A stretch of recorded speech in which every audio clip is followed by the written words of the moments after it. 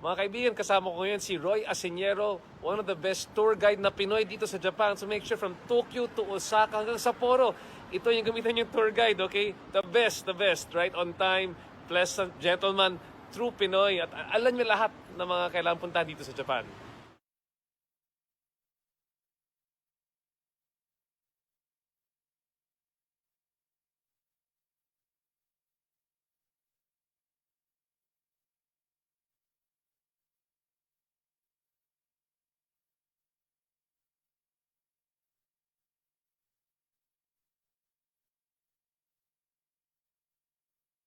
Para sa mga abusado, arogante, walang kwentang nilalang, nagtatago sa titulong public servant, empleyado ng gobyerno o politiko at kahit sino ka pa, yan ang tunog na lalatay sa'yo. Walang sisinuhin, walang sasantuhin, basta't tiwali, gigisahin ni Percy Lapid. Si Percy Lapid, dito sa Lapid Fire. Lapid Fire! Percy Lapid, matapag na sandigan ng mamamayan. Pader na di kayang gibain ni naman kahit mga ulupong sa pamahalaan. Lapid Fire! Lapid Fire! Lapid Fire! Magandang umaga. Congratulations. Tagahanga mo kami. Hindi mo lang nakakuha. Matagal na kami nakikinig sa'yo. Kasi magandang programa mo. Bukod sa mayroong tinatalakay na tama sa bayan, mayroong humor. At saka bilib ako sa'yo. Kasi minsan parang nagagalit yung babae sa'yo, pero hindi mo pinatulang, cool ka lang. Ang ganda, tira mo kako yung si Percy kako, magaling talaga. Pero talagang kakako, maganda ka makiharap sa tao. Congratulations, babati lang ako sa'yo at more power. Keep it up. Percy Lapid Fire! Percy Lapid Fire! Tapang mo'y kakaiba, walang takot sa pagbira. Oh yeah! Oh yeah! Kapag mayroong anomalya, ibubulgar na talaga. Oh yeah! Oh yeah! Mga kurap sa gobyerno, ibibisto ng walang preno, maging ikaw man ay politiko. Artista man o kahit sino, pasasabukin ang baho mo. Sa Lapid Fire, walang sinisino. Percy Lapid Fire! Makapal man ang iyong mukha, sa Lapid Fire di uubra. Oh yeah! Oh yeah! Kahit pader, ginigiba, basta't mali, binabangga. Oh yeah! Oh yeah! Mga kurap sa gobyerno, ibibisto ng walang preno, maging ikaw man ay politiko. Artista man o kahit sino, pasasabukin ang baho mo. Sa Lapid Fire, walang sinisino. Percy Lapid Fire! Percy Lapid Fire! Percy Lapid Fire! Percy Lapid Fire! Percy Lapid Fire! Percy! Ang balitang ito ay hatid sa inyo ng Hataw. Number 1 sa balita, basta tabloid, Hataw. Walang preno kung bumatikos. Malalim at makatwirang komentaryo. Mag-ingat ang mga politikong gumagawa ng kalokohan at baka kayo ay tamaan ng Lapid Fire!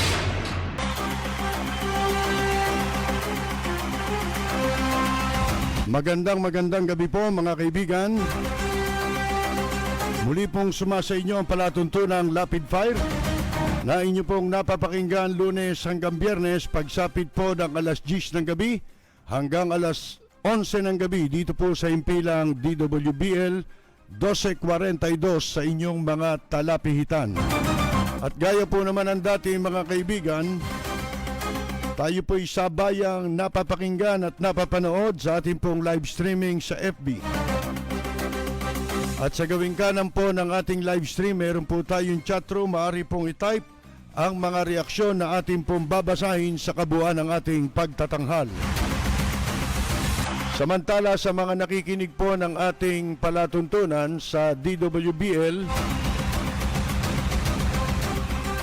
meron po tayong text line at linya na maaari po ninyong tawagan, 0915-70-70625.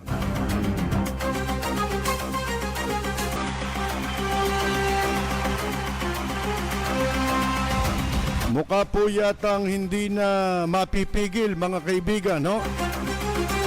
Hindi na mapipigilan ang pagbebenta ng properties po ng ating bansa sa Japan. Talagang mga walang hiya na po, no, mga kaibigan. Wala nang pakundangan sa ating pong sa ating kapakanan bilang isang bansa, ano ho, na merong bahagi yan sa ating kasaysayan na kung tawagin po patrimonial property. At sinasabi po na ito raw, pagbebentang ito magkakaroon ng magpapalubha sa problema, legal na problema. Alam po ninyo, may kaso pang hinaharap yan pong ilang properties natin sa Japan dahil po sa kawalang hiyan nung administrasyon ni Gloria Macapagal Arroyo. At ito ho, mga kaibigan, ang pag-aaway naman dyan sa speakership na halata namang minaniobra. Natarantado si Velasco.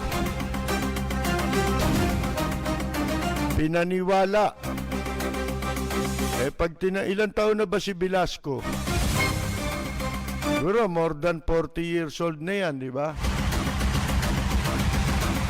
40 years old ka nang mahigit. Hanggang ngayon, naniniwala ka pa sa Encantada. Kaya pagkatapos ng meeting, puro saksak sa likod ang inabot niya.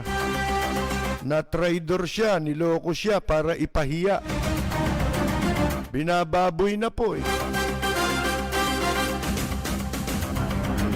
Akalain ninyo ang katwiran ni Cayetano, kaya raw siya ayaw bumitiw agad.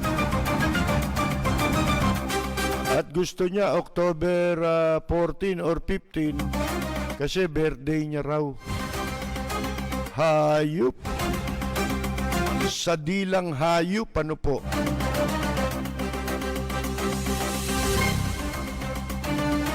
Akalain ninyo itong DENR ay nagsagawa ng kanila pong testing doon daw po sa crushed dolomite na itinambak nila diyan po sa Manila Bay. At napag-alaman daw nila na hindi ito panganib sa kalusugan at sa ating pong kalikasan. Walang hiya na naman, ano po? Puro kahayupan na lang ito Hindoropot. Eto,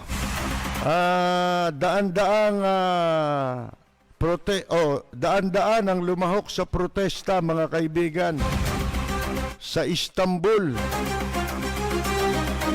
Alam ba ninyo kung bakit? Ito ho'y dahil doon sa ginagawang pagtrato ng China doon sa mga Uyghur. Yung pong mga sinasabi natin nung isang beses, binabanggit natin nung isang beses, na ito'y mga miyembro ng Muslim religion Isang sekta ng pananampalatayang Muslim. Ang ginigipit, kinukulong, pinaparusahan At meron pa mga balita na pinapatay ang mga yan. Kinukunan ang laman loob. Kinukunan ang kidney at kung ano-ano. Pagka meron pong nangailangan na inchik dun sa China, milyon pala ito, inaabot po mga kaibigan. At yung lugar na kinaroroonan nila na sakop ng China, mistulang yung gustong gawin dito, unti-unti nang ginagawa dito sa Pilipinas na nire-restrict ang pagkilos ng mga mamamayan para kontrolin na ang mamamayan, na kung tawagin totalitarian. Isang uri ng gobyerno na nakakamuka ng komunistang China. Sige lang, mga Pilipinong magigiting sa pera, mga magigiting na magnanakaw, sige lang ng sige, paubaya lang sa China, pati na ang Roppongi, yung mga properties natin sa Japan, paubaya nyo na lahat yan. At isang araw magigising kayo, yung buong paligid ng komunidad nyo may kamera. Binabantayan na kayong lahat. Wala na kayong privacy. Hindi lang kalayaan na mawawala sa inyo, kundi pati privacy ninyo. Ang masaklap nito, nakikinabang sa lahat ng ito ay mga inchik, Bentahan dito, sino bibili? Di siyempre, inchik. Kaya kayong mga Pilipinong nandyan sa Japan, kung kayo'y meron pang pagmamahal sa bansang Pilipinas, humanda na kayo at gawin na ninyo ang magagawa ninyo para matutulan yung pong pagbebenta ng Philippine properties dyan sa Japan, sa Kobe at sa Tokyo. Ako po, nagawa ko na ang aking bahagi dyan. Dahil nung panahon ni Mrs. Cory Aquino bilang presidente, ako po ang isa sa nagbulgar dyan. Dalawa lang kami. At yun ay nagbunga ng investigasyon o para magpatawag ng investigasyon ng Senado, kaya hindi natuloy yung pong naunang planong pagbebenta sa mga ari-arian ng Pilipinas sa Japan, dahil po sa ginawa natin. At nagkaroon noon ng investigasyon, kaya hindi po yun natuloy. Ngayon, it's about time.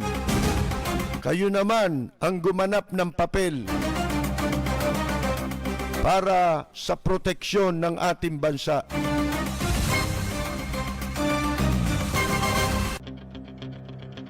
Walang preno kung bumatikos. Malalim at makatwirang komentaryo. Mag-ingat ang mga politikong gumagawa ng kalokohan at baka kayo ay tamaan ng Lapid Fire! Binibigyang katwiran po ni Presidente Digongyo ang pangangailangan daw na kailangan daw ibenta ito pong ari-arian ng Pilipinas na nasa Tokyo at sa Kobe. At dahil daw po ito sa kinakailangang makalikom ng kwarta para daw ipantapal doon sa kanilang mga ginagawa upang hindi po mabangkarote ang PhilHealth Insurance Corporation o PhilHealth, mga kaibigan. Bakit ho ang pag-iinitan nilang ibenta yung property? Gayong hindi naman nila pinapananagot ang mga magnanakaw. ha? Kasalanan ba ng taong bayan at ng bansang Pilipinas ang ginawang pagnanakaw ng mga itinalaga nila, ha? Lalo ng administrasyong ito dyan sa PhilHealth? Walang preno kung bumatikos. Malalim at makatwirang komentaryo. Mag-ingat ang mga politikong gumagawa ng kalokohan at baka kayo ay tamaan ng Lapid Fire! Ang sabi pa ni Digongyo, mga kaibigan, that is why we are selling properties. Kaya nga, sabi, kung bakit natin, o kung bakit tayo, ito kasama na naman tayo we. Di ba? Pag magbebenta, kasama tayo. Ganun yun Pag mangungutang, kasama tayo. Pero pag ibenta na, hindi na we, me. Di ba? Parang militar. Pag nabili mo na, may soldiers, sundalo ko, pulis ko, di ba? Nabili na mga kaibigan Kaya hindi na natin, di ba? Dapat ang termino, pulis natin, sundalo natin. Wala, bayad na siguro, kaya pulis ko, sundalo ko. Yan. Ganon din ang mangyayari dito, mga kaibigan. Ang sabi niya, that is why we are selling properties. Kaya nga, kung bakit tayo ay nagbebenta ng ari-arian. That is the reason why we are selling properties. Real estate properties in Japan. Because we have to raise money. Sapagkat kailangan daw natin na makalikom ng kwarta, mga kaibigan. Ano po? Ang gandang pakinggan pagka plano. Laging kasama ang sambayanang Pilipino. Ngayon, pag nabenta na, consummated na ang bentahan, yung pera ko. Di ba? Ganun ang sabi niya Pera ko. Wala na akong pera. Yun ang tawag niya sa pera ng taong bayan. Pera ko. Ayun po. Kasi daw, itong graft-ridden state insurer o yung PhilHealth, maaari raw humantong sa pagkabangkarote o pagbagsak, pagkaubos ng pondo, kung hindi ito pakikialaman, mga kaibigan. Ngayon, ang sabi nitong isang congressman na chairman ng House Committee on Constitutional Amendments na si Representative Rufus Rodriguez, ang Supreme Court anya ay nagkaroon na ng pasya na ang Roppongi property, kasi yung Roppongi, naging very famous yan, kasi yan, sa lahat ng property natin, yan ang pinakamahal. Yang area na yan, sa Roppongi. At nandyan ngayon, yung opisina ng Philippine Embassy natin, na nung wala pa yung opisina na yan dyan, nandun pa sa Shibuya, kalapit ng, ng Roppongi. Pagkatapos ng Roppongi, Hiroo, tapos Shibuya, doon sa Nampei-dai, yun yung tinatawag nilang Nampei-dai, yung lugar na yun. Residential yan dati. Diyan dati, residential ng ambasador. Pero ang lupa dyan sa Roppongi talaga napakamahal. Matagal ho ako dyan eh. Mga kaibigan sa Roppongi. Natira ako dyan ng ilang beses sa matagal, ilang buwan. Habang ako ay nagpe-perform noon sa Japan. Dyan ang aking bahay sa Roppongi. Napakamahal na lugar yan. Ngayon, alam ba ninyo sa panahon ni Gloria, nagkaroon ng ano yan ng walang hiyaan, pero hindi nabuko ng mga Pilipino yan. Siguro, alam yan ng mga mambabatas. Kaya nga sabi ko sa inyo, mawalang galang na kay Yumaong Aquilino Nene Pimentel, dating senador. Mga kaibigan, yung pumanaw na, yung tatay ni Coco. Kaya ako nawala ng gana dyan Mga kaibigan tahimik na tahimik yan noon sa panahon ni Gloria. Nangyari ang kahayupang ginawa. Kaya yan, natayuan ng building. Yung pala, ano yan inupahan. Binayaran. Asan yung pera? Diniklara ba yun ni Gloria? Mga kaibigan, katunayan, merong isang forum nung presidente si Gloria Macapagal Arroyo. Ang pangalan ng forum dyan sa Ambassador, yung Newsstand Forum. Naging panauhin dyan, nabanggit ko sa inyo ito, si Norberto Gonzales.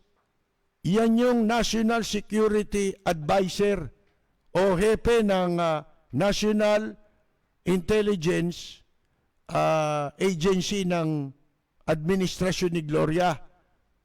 Yung bading si Norberto Gonzales. Kaya ano yun parang umasta yun Yung pinakikita matapang siya pero ano pala siya? Berde pala ang dugo nun. Lumulunok din pala ng batong itim sa gabi yun. Mga kaibigan, parang si Darna.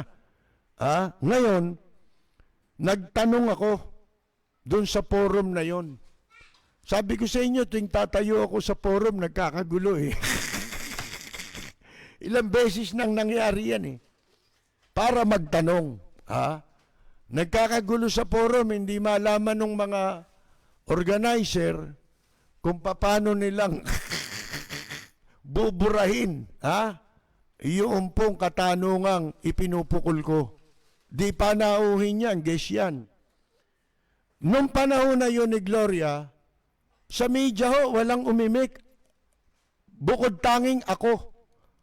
Ang masama, nung panahon na yun, nag-uumpisa pa lang akong bumalik muli sa profesyon natin pagkatapos ng ilang taong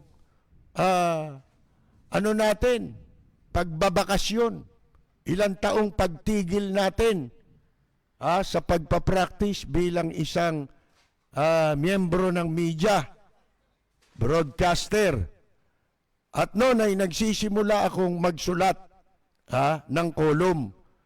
Akalain ninyo, nung panahon na yon, kasi merong nakapagbigay ng impormasyon sa atin na inaahente ng Deputy Intelligence yung ano ba yan, NICA ba yan? NICA o National Intelligence Office ng Presidente. Meron deputy yan. Si Norberto Gonzales ang hepe. Ang director. Yung deputy director niya, isang retired police general na ang pangalan Bertus Hill. Mga kaibigan. Nagkataon, nakita ko na si Norberto Gonzales ang guest. Abay, nagtanong ako. Itinanong ko kung nalalaman ba niya na ang balita, nakarating sa kanya ang balita, na yung kanyang deputy director ay nag-aahente sa bentahan ng property ng Pilipinas sa Japan. Aba, alam nyo, naging reaksyon ng ng damuho, mga kaibigan. Abay, nandilat yung mata. At yung mga gwardiya niya, yung mga security niya, abay, nagtayuan. Naglapitan sa akin na may mga dalang kamera. Kinukunan ako ng kamera. Ay, kako eh. Tumingin ako sa kamera ng diretso. Ay, ano ngayon kukunan nyo? Bakit? Masama ba magtanong? Hindi ba forum ito sa loob-loob ko? Mga gago. O, ano nangyari? Walang lumabas sa pahayagan. Walang medyang nag-question yan. Tandang-tanda ko yung instance na yun. Mga kaibigan. Yung pala, ito. Nakayari pala dyan ang administrasyon ni Gloria. Isipin mo, bakit hindi tayo magbabantay? O kaya bakit hindi tayo mag-aalsa ang kalooban natin? Kasi nga po, gaya ng nasabi natin sa inyo na sa maraming beses at pagkakataon, meron akong pinuhunan dyan kahit papano Diba? Binanatan ko yan sa dyaryo. Sa Manila Bulletin lumabas yan, mga kaibigan. At yun ang nag-trigger para magpatawag ang Senado ng investigasyon. Ang mga senador sila Enrile. Sila Nene Pimentel. Mga kaibigan, senador, inimbestigahan nila yan. Kaya, nung panahon ni Mrs. Cory Aquino, hindi yan natuloy. At araw-araw, kahit ang programa ko'y 30 minutos lang, doon sa DWBC, mga kaibigan, nakapagpatawag ng investigasyon ang Senado. Hindi katulad ngayon, senador na naman si Nene Pimentel, nung isalya sa panahon ni Gloria ito, wala silang kibo. Yun ang masakit mga kaibigan sapagkat ang ginagawa natin ay para sa kapakanan ng ating bansa. Na supposed to be, sila po ang dapat na gumaganap. Hindi tayo. Di ba? Dapat kami ay nagkokomentaryo lang at nagbabalita lamang. Dapat ganun sana. At ang kikilos ay sila. Pero ngayon, walang nagsasalita. Ito, nung isang araw lang lumabas ito, pero ito'y natalakay na natin ilang linggo nakakaraan sapagkat ang nagbulgar nito si Teddy Boy Locsin, si Boy Finger. Sinabi niya na merong kikita sa bentahan nito, kickback. Di ba? Natatandaan ninyo, mga kaibigan. Ito na ngayon. Yung mismong promotor na pala na nasa likod ng bentahang ito, ang idinadahilan, yung pagkalugi ng PhilHealth. Aba, bakit? Kasalanan ba ng bansang Pilipinas? Ang ginawang pagnanakaw ng mga in-appoint nyo dyan sa PhilHealth? Kasalanan ba yun? Bakit hindi sila ang panagutin ninyo? Bakit ayaw ninyong bawiin ang mga ninakaw na pera niyan? Di ba? Pera ng taong bayan yan. Mga kaibigan, paano ngayon? Bakit nyo ipansasalo yan? Halimbawa, kamukha nung pera ng OWA, hindi nyo pwedeng galawin yan. Kung yan ay ipantatapal ninyo sa ibang problema. Sapagkat yan ay pera ng mga OFW. Ganun din po ito. Kayamanan ng bansa ito Kumbaga ito'y pride, dangal ng ating bansa na pinuhunanan ng dugo at buhay ng mga bayaning sundalo at mga mamamayang lumaban sa digmaan laban sa Hapon. Yan ang kapalit bilang kompensasyon sa damage, sa pinsala na idinulot ng bansang Hapon sa ating bansa. At nagsisilbing, ika nga po ay simbolo ng katapangan at pagmamahal sa bayan ng mga sundalo at mamamayang lumaban at lumahok sa gera. Isipin ninyo yan. Basta lang ibebenta ng damuho, mga kaibigan, at walang nagsasalita sa mga senador. Tahimik na tahimik sila kung paanong tahimik sila sa Manila Bay. Palibasa ang mga nakikinabang inchik. Tanungin ninyo, kanino nila ibebenta yan? Lagi lang naman kausap, isa lang naman ang kausap lagi nitong si Digong nyo. Laging ang China. Sa kanila lagi ang punta. Yung malampaya, mantakin ninyo. Pag-aari na ng China. Kontrolado na ni Dennis Uy. Sino si Dennis Uy? Yung lahat ng kumokopo ng negosyo at ari-arian dito sa Pilipinas na siyang ginagamit na frontman ng bansang China sa Pilipinas. Mga kaibigan, sipin ninyo, symbolic ito, at may mahalaga ito sa mga Pilipino, sa mga veterano, pati na sa mga sibilyan, mga kaibigan. Kaya sabi dito ni Rufus Rodriguez, ito'y,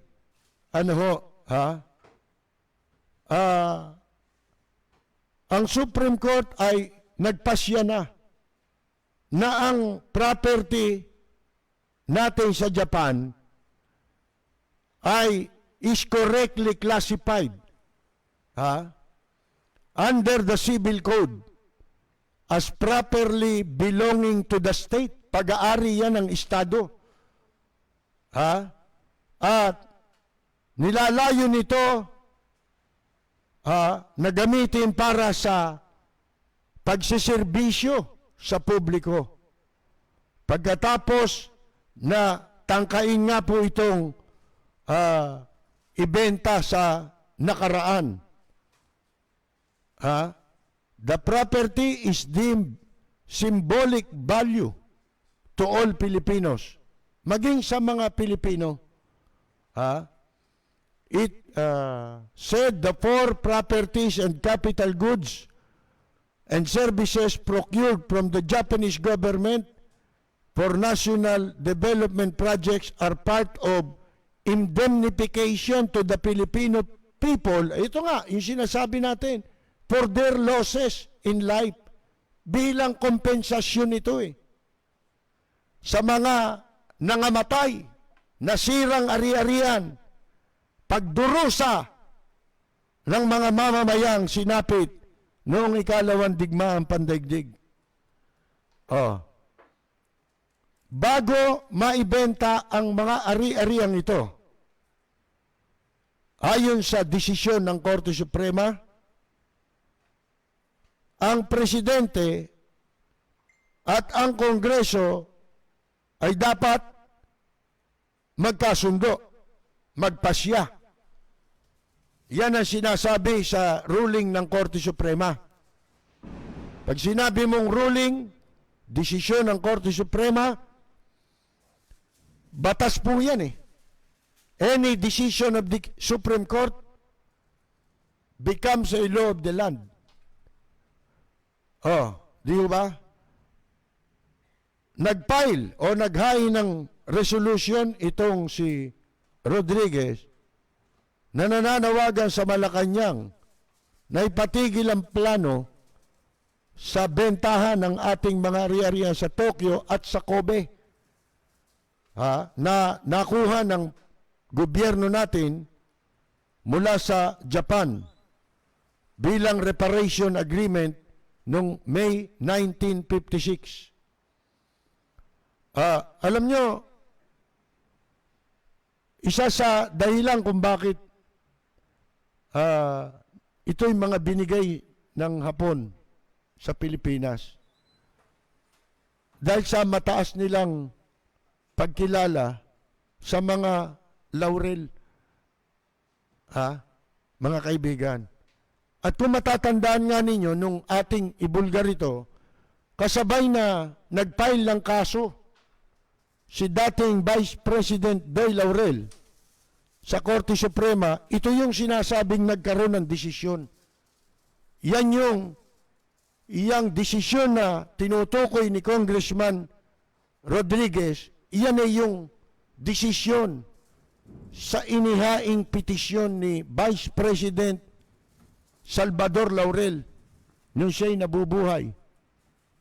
At Vice Presidente siya noon at that time, mga kaibigan, para gumawa ng pasya ang Supreme Court na kapag nagpasya, magiging batas yun. Yun nga ang nabuong batas. Alinsunod sa desisyon ng Korte Suprema na kailangang pagsang-ayunan yan ng Presidente at ng Kongreso. Pag sinabi mong Kongreso, hindi ho lamang yan yung Kamara de uto-uto, mga Kamara de prostitute,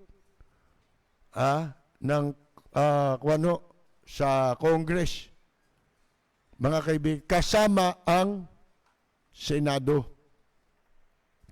Meron pong report o mga report, ulat, itong sa pagbebenta ng mga properties sa Roppongi at sa Nampei Dai sa Tokyo, parehong sa Tokyo yan, at dalawa pang property sa Kobe, gagamitin daw para sa pension ng mga veterano sa gera. Ito yung 3,179 square. Naku, laki, no? Alam ba ninyo kung gaano kahalaga lupa ron sa Japan? Lalo dun sa Roppongi tsaka dun sa Nampei Dai. Yung Nampei Dai, Shibuya yun eh. Malapit na yun sa crossing ng Shibuya. At yung property ron, merong kalye yun eh. Ito, main road, ano? Merong kalye, ilang hakbang lang, embassy na. Yun na yung dating embassy, yung sa Nampei Dai. Pag pumasok ka sa kalye yun, ilang hakbang mo lang. Compound na yun ng Philippine Embassy. Philippine property na. Sipin ninyo, halos commercial yun. Ganon din yung nasa Roppongi. Magkalapit lang yan eh. Yang Roppongi, Shibuya. Mga kaibigan, sipin mo magkaroon ka dyan ng isang 3,179 square meter sa Roppongi. Tapos meron kang 2,489.96 square meter dun sa Shibuya, sa Nampei Dai. At meron kang 764.72 square meter commercial property sa Naniwacho sa Kobe. At isang residential property sa Obanoyama, Cho, Shinohara, Nadaku, Kobe. Alam nyo, magkaroon ka ng mga 100 square meters. Di ba maliit yun? Di ba?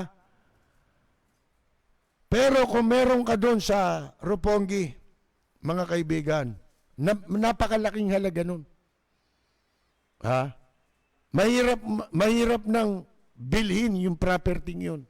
Gaano pa ito? 3,179 tapos 2,489.96 square meters. Ang laki po nito, mga kaibigan. Kaya doon mapapansin ninyo sa Tokyo, yun, Roppongi na yun. May mga building doon, ang liliit ng lupa, pero ang taas ng building. Ha? Para dumami yung espasyo. Yung sakop na espasyo. Vertical ang ginagawa. Kahit 100 square meters o less than 100 square meters pa eh. Tinatayuan ng building eh. Vertical eh. Oh. Sipin ninyo yan. Dahil sa mahal ng lupa. Ngayon, hindi yun ang importante. Matagal nang pinagpaplanuhan talagang ibenta yan. Pero walang makaabot doon sa value ng property. Dahil nga sa laki at mahal. Mga kaibigan, hindi yun ang importante. Ang importante, yung ating, yung ating pagka-Pilipino. Ha? Yan ay magsisilbing dangal ng bansa yan. Ha? Parang monumento yan ng sambayan ng Pilipino. Hindi ba? O bakit ibebenta ninyo yan? Bali ba, ang layunin daw nila, ipantakip dun sa mga ninakaw na pondo sa PhilHealth? Bakit mo isasakripisyo yan? Talagang dito, mga kaibigan, nakapagdududa na. Talagang pagnanakaw ang pakay dito. Ha? Siguradong kikita sila dyan. At ang tanong na pinakamalaki, kanino nila ibebenta? Sino ang kausap nila? Kaya dapat ang mga Pilipino dyan sa Japan, abay, magpakita naman kayo ng konting pagkilala sa ipinuhunang buhay ng inyong mga ninuno. Di ba? Na nagbuwis ng buhay dyan sa digmaang pandaigdig nung ikalawang digmaang pandaigdig. Ha? Para ang ating bansa ay ipakipaglaban at maging malaya ang ating bansa. Hindi ba? Sipin mo ang sinapit ng sambayan ng Pilipino noon. At ang daming namatay. Ang daming naghirap dahil sa gera, sa ibinunga ng gera. Mga kaibigan. At ang tagal bago nakabangon ang Pilipinas. Ha? Pagkatapos ng gera. Sipin ninyo yan. Tapos, ganyan lang, panonoorin nyo. Ako, huwag naman magagalit. Wala na akong naririnig doon sabi ko nga sa inyo, yung isang kasama natin doon sa Japan na siyang nagbigay ng impormasyong yan, kinukwento ko nga sa inyo, ito'y nagsagawa siya ng rally. Wala siyang mahikayat na Pilipino. Ang hinikayat niya yung mga pulis, Japanese police, sapagkat siya ay interpreter ng Metropolitan Tokyo Police. Ha? Sipin ninyo, nagrally sila. Oh. At isinulat niya yung istorya na inilabas ko dito. Na aking isinabmit nun sa Manila Bulletin. Kaya nagkaroon ng imbestigasyon. Pero wala na akong naririnig. Siguro pagod na. Sa pakikipaglaban. Galit lang siya noon dahil iba nagbebenta. Yun ang sinasabi natin. Pagka gusto niya yung nagbebenta, hindi na sila kikibo. Doon tayo nagkakamali at nagkakaiba ng paniwala. Pati po sa inyo. Sabi ko nga, malimit natin sinasabi, ang tama ay tama. Ang mali ay mali. Ang mali hindi pwedeng maging tama. Ang tama hindi pwedeng maging mali. Ano ibig sabihin? Hindi natin pwedeng baguhin ang katotohanan. mga kaibigan, na ang mali ay mali. Ang tama ay tama. Hindi mababago yan, dapat. Dapat tayong mga Pilipino ay ganun klase manindigan. Kung ang mga Pilipino ay ganyang klaseng manindigan, hindi maglalakas ng loob ang sino mang animal, ang sino mang demonyo na gawin ang ganitong klase ng katarantaduhan. Mga kaibigan, huwag kang mamimili ng nakaupo sa gobyerno pagdating sa interes ng bansa mo at ng mamamayan mo. Huwag mong ikukompormisyo yan. Kamukha ng ginagawa ngayon. Mga kaibigan, ikinukompormisyo tayo ng labag sa ating kalooban. Labag sa ating mga paninindigan. Labag sa ating mga pagkatao. Pumapayag ang iba dahil maka-Duterte kayo. Doon tayo nagkakamali. Kahit baguhin mo tong administrasyon, iba na paupuin mo. At uulitin ang ganitong klase ng pagtatangka. Dapat tayong tumutol. Dapat tayong manindigan. Mga kaibigan, hindi yung mamimili ka ng paborito mong magnanakaw. Kasi po, kung galit ka nung una, binebenta yan. At kaya ka lang pala galit nung una dahil ayaw mo yung nagbebenta. Pero ngayon, gusto mo yung nagbebenta, kaya hindi ka nakikibo. Abay, mali yun. Ang tawag doon, namimili ka ng magnanakaw. Di ba? Pag paborito mo yung magnanakaw, okay lang sa'yo. Kahit ano gawin yan. Di ba ganun ngayon? Kaya nga, pati Facebook, di ba, binaboy. Mga kaibigan. Ito naman si Locsin, nagpapanggap pa. Hindi raw siya papayag sa bentahan ng Philippine properties for any reason, sa kahit anong dahilan. Kung talagang hindi ka papayag, mag-resign ka na. Bakit? Wala ka naman magagawa dyan, di ka naman kasali rin sa batas eh. Paano kung pumayag yung Kongreso sa gustong mangyari ni Digong nyo? Paano? Hindi ba? Kung talagang naninindigan ka, damuho ka, mag-resign ka. Di ba? Itiisipin ninyo, sa panahon ni Marcos, bakit di naisip ni Marcos na ibenta yan? Mga kaibigan, isipin ninyo ano ba problema sa panahon ni Marcos noon?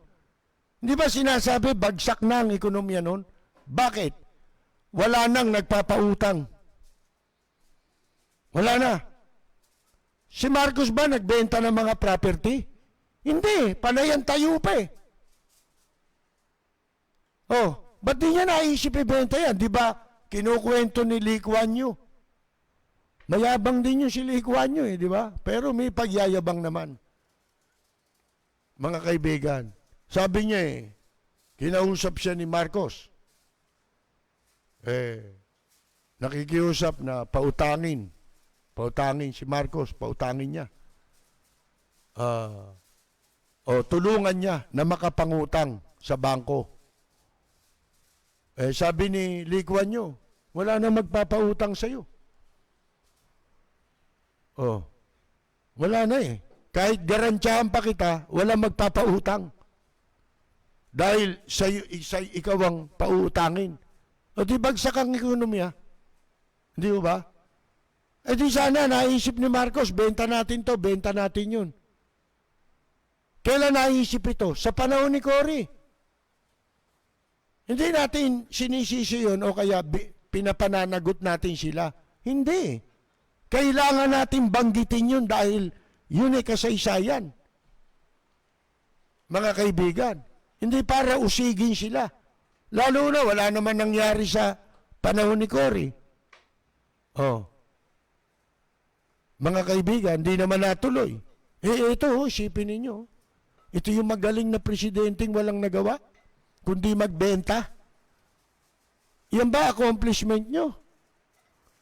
Yan ba ang legacy ni Digong nyo, mga kaibigan? Magbenta, tapos upo na lang. Maghihintay na lang ng bakuna. Di baling, nakaupo, dumadating naman ng pera. Benta rito, benta ron. Ha? Sipin nyo, nakaupo, nagkakapera pa.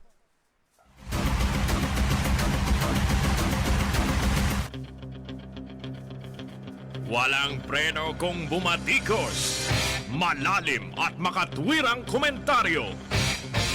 Mag-ingat ang mga politikong gumagawa ng kalokohan at baka kayo ay tamaan ng Lapid Fire!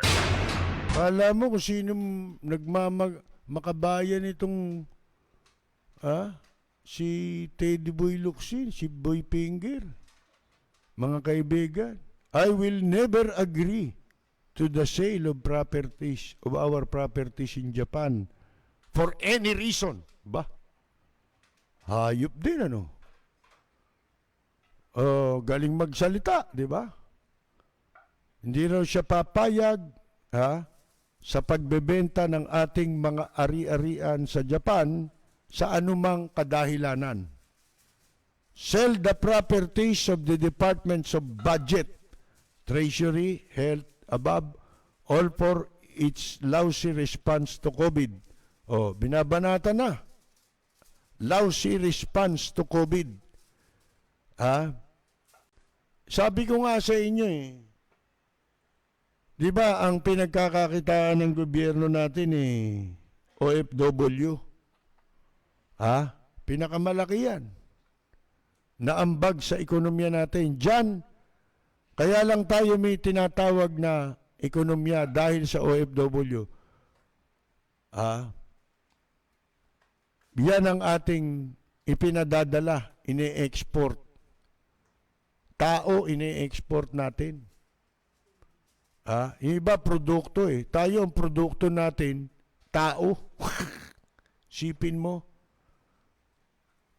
Sana, kung pwede lang ma-export ang magnanakaw, mas lalong lalakas ang ekonomiya natin Kung yung mga magnanakaw sa gobyerno, kahit sa pribado, na-i-export ang magnanakaw, alisin na natin yung OFW, sila magiging OFW, mas mayaman tayo. Bakit? Mas maraming magnanakaw dito mga kaibigan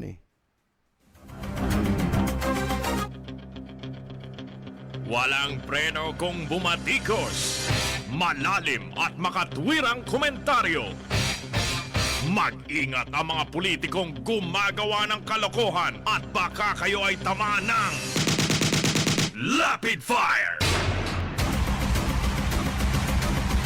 Hindi na kayo, siguro pingtatawanan tayo ng hapon. Maliban na kung merong mga Pilipino sa Japan ang kikilos o magpoprotesta laban sa pinaplanong bentahan na yan. Huwag niyo ipagpalit yan sa ipinuhunan ng ating mga magulang, ng ating mga ninuno, na nagmalasakit, nagtaya ng buhay, mga inapi, mga pinahirapan, sa panahon ng ikalawang digmaang pandaigdig. Yan ang simbolo nun nating mga Pilipino. Ngayon, sa Japan, pag nakita ng Hapon na ganyan, baka igalang tayo. Igalang kayo na mga nakatira dyan.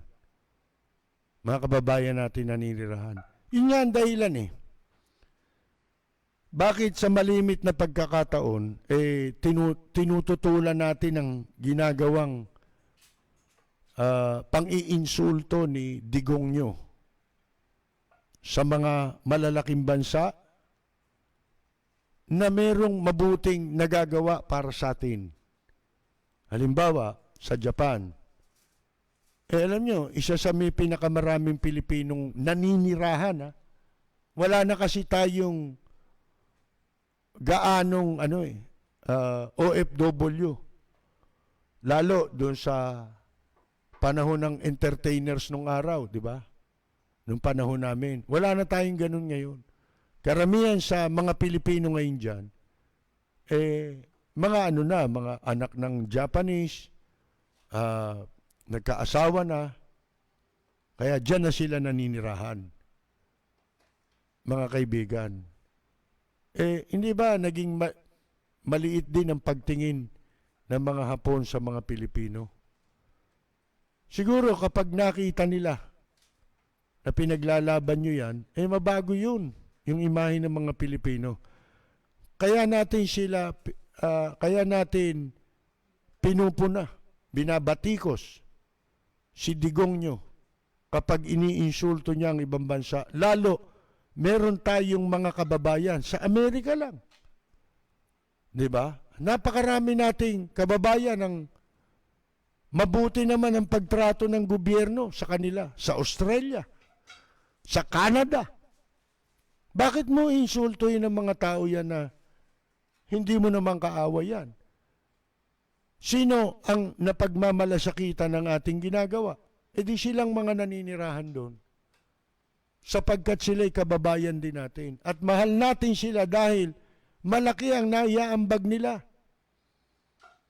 sa ating bansa sa pamamagitan ng kanilang mga kamag-anak, mga pamilya, kapamilya na tinutulungan din nila rito. Mga kaibigan, natutulungan nila. Di ba malaking tulong yun? Sipin mo, kaya nga ngayon, nagkakaroon na tayo ng mga public officials sa Japan, sa United Kingdom, mga elected officials. Isipin mo yan. Hindi lang basta appointed. Merong mga elected officials ng Pilipino. Tayong mga kababayan sa iba't ibang malalaking bansa. Isipin ninyo yan. Hindi mo ba? Dati nagsimulang pumunta ang mga Pilipino sa Amerika, sa Hawaii. Mga magsasaka. Hindi ba? Meron na tayong mga maipagmamalaking Pilipino na nagdala ng karangalan sa atin bilang mga singer at iba't ibang larangan. Tulad ni Pacquiao, pero dito nakatira si Pacquiao. Di ba? Kilala na ang Pilipinas. Wawasakin lang ng isang tao, ng kapritsyo ng iisang tao. Bakit natin hahayaan yun? Bakit natin kukonsintihin yun? Mga kaibigan, baliwala na maging Pilipino. Hindi ho ba? Pero dahil wala na po tayong oras, mga kaibigan, sa ating pong programa, palatuntunan na napapakinggan po sa DWBL, pansamantala po tayong magpapaalam. Tayo po'y napapakinggan sa impilang ito, DWBL 1242, sa inyong mga talapitan, alas 10 ng gabi hanggang alas 11 ng gabi, Lunes hanggang Biyernes. Pero, wag po kayong aalis dahil magbabalik po agad ang programang Lapid Fire pagkatapos lamang ng ilang saglit. Lapid at sa mga listeners ngayon, binabati ko ang inyong programang Lapid Fire sa matapang at makatotohanang pagbabalita. Lagi po nating pakinggan ang programang Lapid Fire ni Kapersil Lapid. Ito po ang inyong katrupa at kaibigan, May Pacquiao. Maraming salamat po.